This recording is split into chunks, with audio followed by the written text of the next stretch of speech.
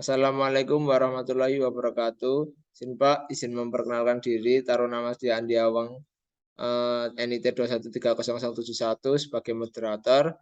Di sini kami akan menjelaskan tentang barrier injection transit time atau biasa disebut dengan dioda barit. Kelompok kami beranggotakan saya Andi Awang absen 7. Kemudian saya Amelia Maulani Prasetyawan, NIT 2130062. Lalu ada Anwar Zaki Wibi Maulana, NIT 2130081. Kemudian saya Bima Briansa, NT 2130191.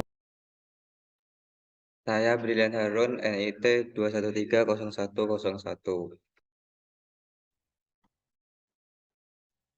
Baik, selanjutnya saya akan menjelaskan tentang agenda atau topik utama dalam presentasi ini. Yang pertama ialah terdapat gambaran umum, kemudian konstruksi, cara kerja, kekurangan dan kelebihan, serta pengaplikasian dioda barit. Gambaran umum dioda barit akan disampaikan oleh rekan Amelia Maulani. Dipersilakan. Izin Pak, izin menjelaskan mengenai gambaran umum dioda barit. Dioda barit atau barrier injection transit time adalah komponen semikonduktor frekuensi tinggi dari mikroelektronika. Dioda barit ini memiliki kesamaan dengan IMPAT. Yang menjadi pembeda di antara keduanya adalah dioda barit banyak menggunakan emisi termionik daripada penggandaan avalanche. Operasi ini biasanya terbatas sehingga sekitar 25 GHz untuk silikon dan 90 GHz untuk GaAs.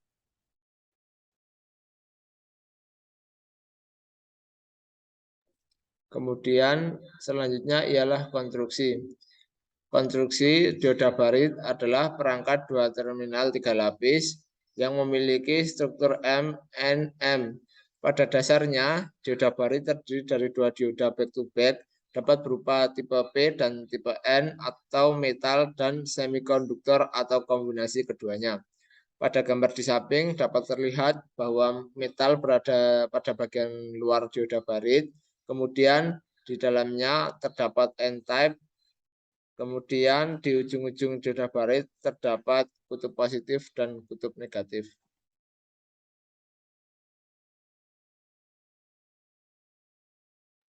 Kemudian cara kerja dioda barit.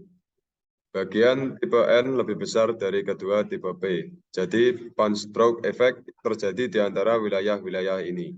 Punch stroke effect adalah efek yang terjadi ketika daerah penipisan meluas dari satu persimpangan ke persimpangan lainnya. Ketika emitter terhubung ke terminal positif dan kolektor terhubung ke terminal negatif, itu disebut bias maju. Dalam mode bias maju, basis emitter akan berada dalam mode maju dan basis kolektor akan berada dalam mode bias mundur. Operasi dibatasi sekitar 25 GHz untuk silikon dan 90 GHz untuk GaAs. Dan di samping adalah gambar yang untuk cara kerja dioda barit sendiri.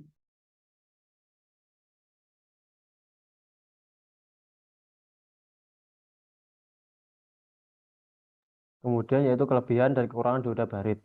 Kelebihan dioda barit yaitu dioda barit bekerja pada emisi termionik sehingga menghasilkan kebisingan yang sangat rendah. Sedangkan kekurangan pada dioda barit adalah yang pertama yaitu ketika frekuensi meningkat, efisiensi menurun. Yang kedua, menghasilkan output daya yang rendah. Dan yang ketiga yaitu bandwidth sangat sempit.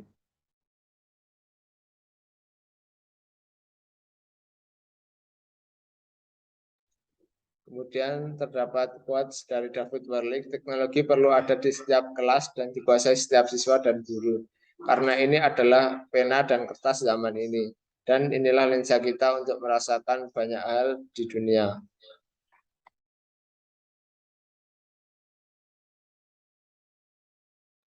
Sekian presentasi dari kelompok 2 mengenai dioda barit.